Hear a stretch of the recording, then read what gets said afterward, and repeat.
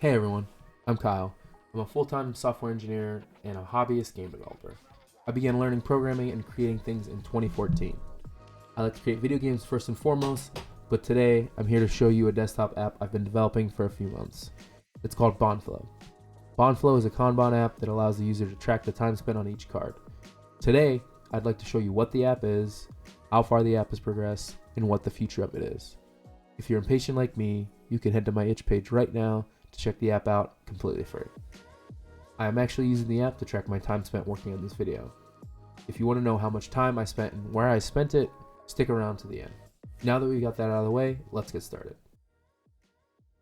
Last year, when COVID hit, I was in the middle of finishing up grad school. I was also looking for jobs, but couldn't find anything for a while. Once I was done with classes, I decided I was going to work on some game dev while I was spending the rest of my time applying for jobs. I started streaming the development of a video game project called Project Lifebound. If you want to watch my streams, head to twitch.tv/Kyjor. Also, if you want to know what Project Lifebound is, I'll leave the link in the description to the last devlog I created. After working on Lifebound for a while, I started thinking I should track my time in order to get an understanding on where I'm spending my time on the project. I did this because I'm generally curious about how I can use my time better and also be able to properly price the game on release based on my time sunk in the project. Still haven't released it. Because of this, I started keeping track of my project on an Excel sheet. Many times I would forget to do it and just go back and estimate the time I spent working in on the session. Also, I would not really know what I worked on as I wouldn't keep great notes in the Excel sheet. I would put something like programming or art, all the while I was using a Trello board to keep track of the project and track every task. So my thought was, what if I could use Trello to track my project tasks, but also track the time spent on each of those tasks? And that's where the itch to make this app started. So far, I've talked about who I am and my inspiration for creating this app, but I've barely talked about what the purpose of the app is. banFlow is an application that allows individual creators to be more productive by tracking progress, saving time, and providing powerful analytics in order to improve workflow and maximize efficiency. So that's my elevator pitch for the app. I look back at it and will continue to in order to guide my vision for it. The initial goal of making this app was to create something that I can use that tracks my time as well as keep track of the task at hand. There are also a bunch of features and tools I'd like to build on the app that would eliminate the need for a full context switch for certain tasks. I think indie game developers engage in a lot of context switching. For example, a developer might be working on a feature or artwork, and now they want to post their project to social media. They are context switching from programming, design, or art to marketing. Something that can take a creator out of their workflow and get them sucked up into social media. Planned future features for banFlow will attempt to mitigate this. In terms of the business side of the app, I would like to sell it eventually, but if I create something that I can use as a daily driver myself, I don't really care if anyone buys it because it'll still be useful to me. I also have not decided on a price point yet. There are many apps that are similar, including Toggle, banFlow, and Trello. I think in many regards, the base features will be the same. However, I think that the future features I have planned will differentiate this product from many of the others. I do think an immediate advantage the app will offer is that you will have control over your data and will not be forced to host it online. At the moment, the application is 100% offline. The data is stored in a human-readable JSON file for the user. I think the fact that this app is usable with no network connection offers a good advantage for people who have data caps or people who want to have control over their data, just as I mentioned. Eventually, I do hope to add online features, which will be optional. In addition, for the offline features of the app, I expect that it'll be a one-time purchase rather than a perpetual fee model like the other services. I've had quite a few attempts at creating this app so far. None of them got very far. I came up with this idea in May of 2020, but I didn't have my initial commit for the current banFlow project until January of 2021. In that time, I did start a new job, bought a house, and got engaged to my now wife. So needless to say, my personal projects have moved to the back burner. So now, I'll go ahead and show you some past iterations and why I failed with them. Hey you guys, this is Kyjor about 3 months into the future because I just don't get stuff done. But this is essentially the first app I worked on. It's in Python, I think with a framework called tkinter or TK. I can't remember if those are different things, but essentially it's like a to-do list. And I could nest nodes, which is what I added to it. It was already like a pre-made project, I'm pretty sure.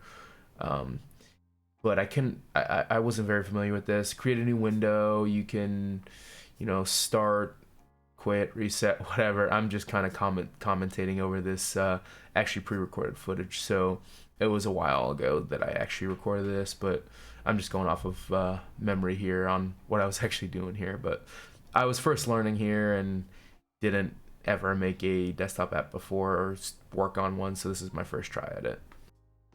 Alright, this is the second project I worked on, and I'm 99.999% sure that I maybe added like 2 lines of code to some pre-made project. This is my first attempt at Electron, I believe. I was trying to learn Electron. It took me a really long time to figure any of it out, but there's not really much going on here. I think it's just pretty much all you can drag and drop. There's no like data or anything going on in the background. Okay, so this next project I think was the most involved one I got into. I also think I started with some template, as I do with every single project in how I learn things, but essentially you can open a window. I'm actually just watching this right now as well. So you can add a project here, and then I want to say you can you can open it. Yeah, you can open the project, which opens a page that actually matches the name, and then you have a grid here, and you create nodes and nested nodes. Yeah, I actually got pretty involved here, so I was pretty proud of this. But I remember that with whatever framework or this grid system, I think I ran into some issue which kind of stopped me from using this, but eventually pushed me to move to my current project, which I will demo next. Okay, so this is actually the newest build you could get on itch.io.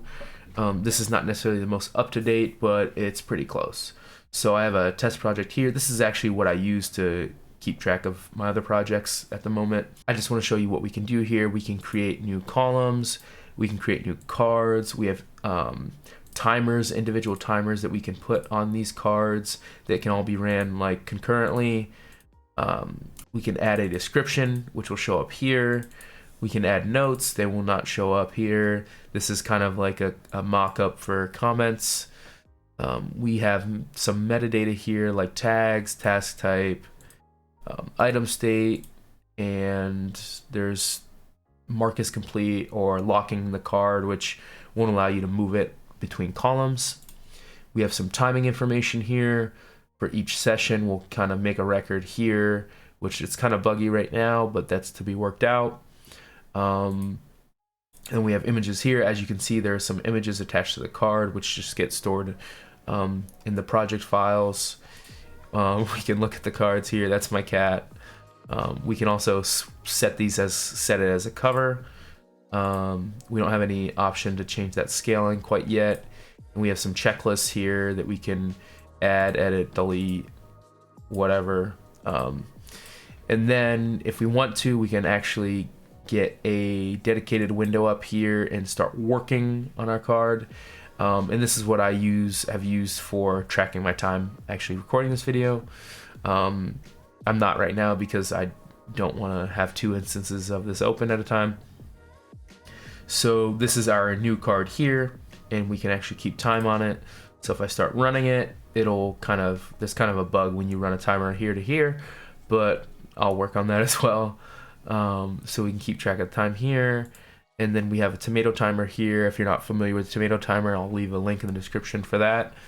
And right now, that is kind of the breadth of the features, but there are a ton more planned, and I hope you guys stick around for that. But let's get back to the video.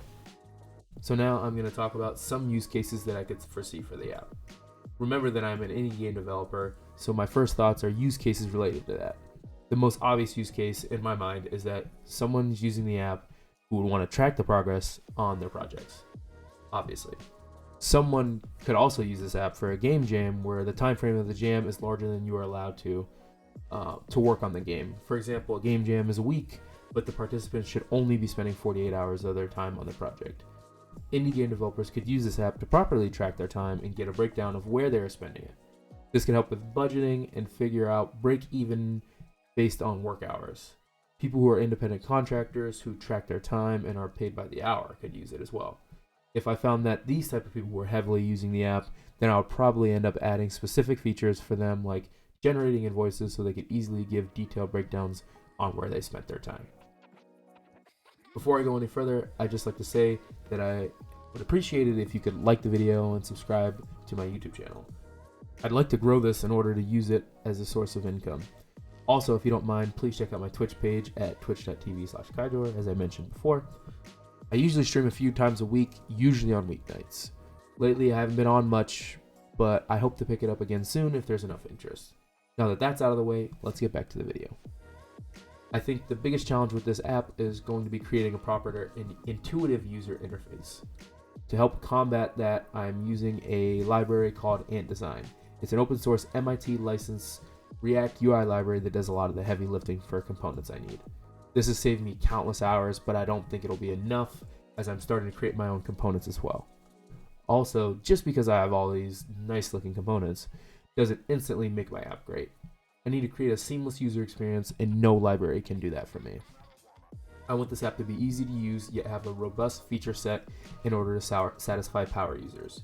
So if you just want a simple Kanban app, or you want to be able to plan and track your day down to the minute, you can do that.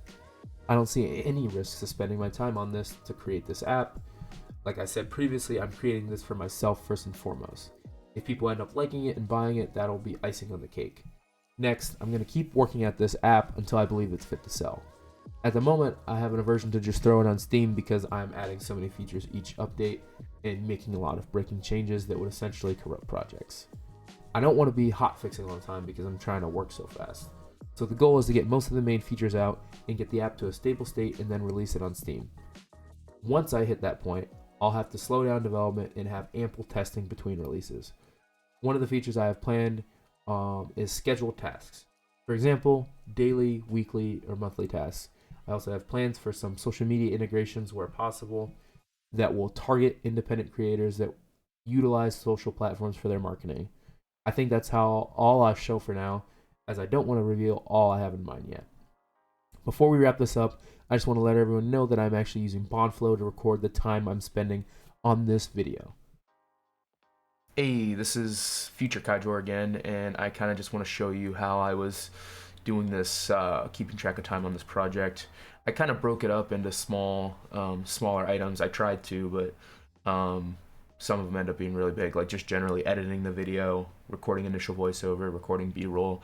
Those were the biggest kind of time sinks. Took about 5 hours for that, an hour just to edit the voiceover, and 2.5 hours for B-roll, and then just writing the script I think took about 2 hours, but I counted this all up and it's about 11.5 hours it took me, and I'd probably say it was another hour if I count the time I forgot to record, and then it'll probably take me another hour to finish it after this point. So I'd say all in all it's probably gonna take me about 13 hours to make this video. On top of that, I've gotten to the app to the point where I've stopped using Trello and solely using banFlow for planning. banFlow. To be honest, the moment I was able to move my project over from Trello was exciting. This is probably the most impressive personal project I've ever worked on, and I feel like I'm not even halfway done with it. I'm excited to see what the future holds for banFlow. Anyways, I'm glad that I got to share my progress so far with everyone. If you could take a moment to try the app out, I'd truly appreciate it. The link will be in the description.